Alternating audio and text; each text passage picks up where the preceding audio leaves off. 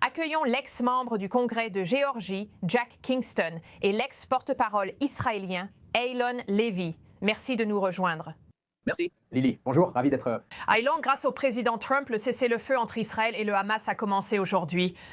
Des otages seront libérés dans les prochains jours et l'armée israélienne commence à se retirer partiellement de Gaza selon l'accord. Trump se rend, comme vous venez d'entendre Mike Carter en parler, au Moyen-Orient ce week-end, alors que des milliers de personnes le félicitent pour cette victoire. Regardez simplement la une du Jérusalem Post, qui en a fait sa couverture aujourd'hui en écrivant qu'il les ramène à la maison. Mais bien sûr, il y a cette inquiétude parce que nous avons affaire à des terroristes, n'est-ce pas? Des terroristes. Il faut se rappeler que Hamas est une organisation terroriste. Alors, à quel point es-tu sûr qu'ils respecteront l'accord, Eylon? Hamas est pire qu'une organisation terroriste. C'est un régime terroriste. Rappelons-nous, Hamas était le gouvernement de Gaza. Hamas garde le contrôle des zones de Gaza sans présence des forces de défense israéliennes. Et le Hamas a utilisé Gaza pour lancer des missiles sur Israël pendant 20 ans. Et le 7 octobre a envahi avec 3000 terroristes et perpétré la pire attaque terroriste depuis le 11 septembre. Tout le monde doit être parfaitement clair. Nous avons affaire à un ennemi qui est le mal à l'état pur. Le président Trump méritait ce prix Nobel de la paix. Mais savez-vous quand le comité Nobel de la paix devra le lui donner? Lorsque le président Trump veillera à l'application totale de l'accord, ce sera un accord qui ne pourra pas rester lettre morte. Il doit être entièrement appliqué. Nous devons encore négocier le désarmement du Hamas, la démilitarisation de Gaza, la déradicalisation de la population à Gaza. Ils sont plus motivés à bâtir un nouveau Gaza qu'à détruire Israël. Aurons-nous vraiment la paix uniquement si tout cela se produit et que le plan du président Trump est entièrement appliqué? Et alors, le comité Nobel n'aura pas d'autre choix que de le lui remettre. Monsieur le député, je souhaite parler de Melania Trump.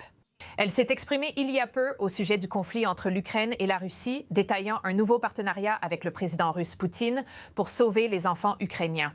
Écoutez ce qu'elle a dit ici.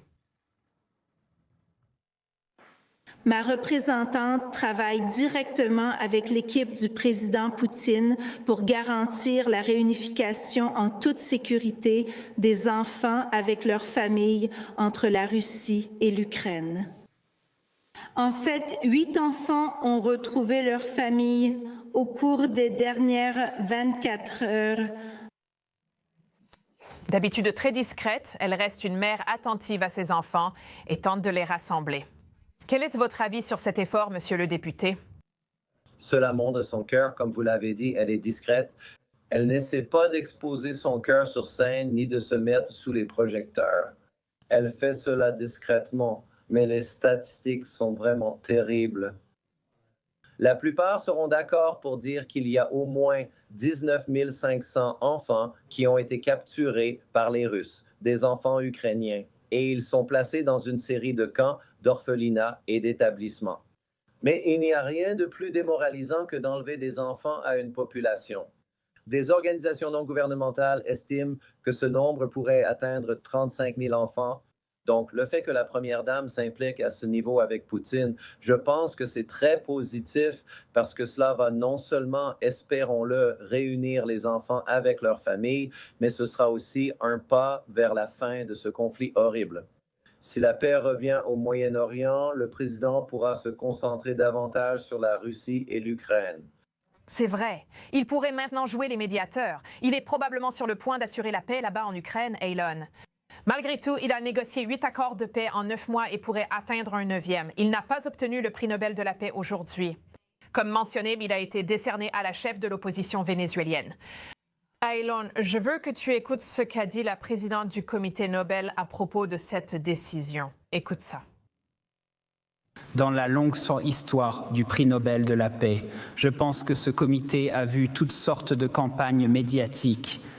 Nous recevons des milliers et des milliers de lettres chaque année de personnes qui veulent dire, selon elles, ce qui mène à la paix. Ce comité siège dans une salle remplie des portraits de tous les lauréats, et cette salle est empreinte à la fois de courage et d'intégrité. Nous fondons donc uniquement notre décision sur le travail et la volonté d'Alfred Nobel. Il ne reste qu'une minute, Eylon. Que pensez-vous de ces propos? Était-ce juste un mauvais timing? Le président Trump est en lice pour le prix l'an prochain. Non, vraiment, Trump méritait le prix Nobel de la paix, tout comme Netanyahou et les dirigeants de Bahreïn, des Émirats arabes unis et du Maroc, pour avoir négocié les accords d'Abraham et normalisé les relations entre Israël et certains voisins arabes. Et j'espère que ce sera le véritable héritage du président Trump au Moyen-Orient. Isoler le Hamas, puis obtenir des accords de normalisation entre Israël, allié des États-Unis, et d'autres pays arabes qui doivent reconnaître Israël, entretenir des relations normales et pacifiques et tourner la page sur les anciennes rancunes. Ce serait une réalisation majeure. Et encore une fois, ils n'auront pas d'autre choix que de donner à Trump le prix Nobel de la paix s'il parvient à instaurer la paix entre Israël, l'Arabie saoudite et les autres nations de la région. Monsieur le député, vous venez d'entendre le président Trump affirmer qu'il n'a pas agi pour le prix Nobel de la paix, malgré ce que disent les fausses informations. Il l'a fait parce qu'il veut sauver des vies. Absolument. C'est un homme qui déteste la guerre, les conflits et la souffrance et n'a pas peur de prendre des risques. Je peux vous dire, en tant que personne ayant servi à Washington pendant plus de 2 décennies, que status quo acceptait les troubles en Israël. Donald Trump s'en est occupé et a demandé pourquoi. Pourquoi ne pouvons-nous pas avoir la paix? Je pense aussi que le prix Nobel de la paix est surestimé et obsolète. C'est un peu comme le centre de presse de Washington. Peut-être qu'il y a 30, 40, 50 ans, c'était vraiment pertinent, vraiment important, peut-être même juste, mais pas aujourd'hui. Vous savez, quand ils donnent à Barack Obama le prix Nobel de la paix simplement pour avoir été élu, ça montre que c'est juste une organisation politique de gauche socialiste et centrée sur l'Europe. Je ne comprends pas pourquoi on accorde encore de l'importance au prix Nobel de la paix. Ce n'est pas une récompense juste ni exacte.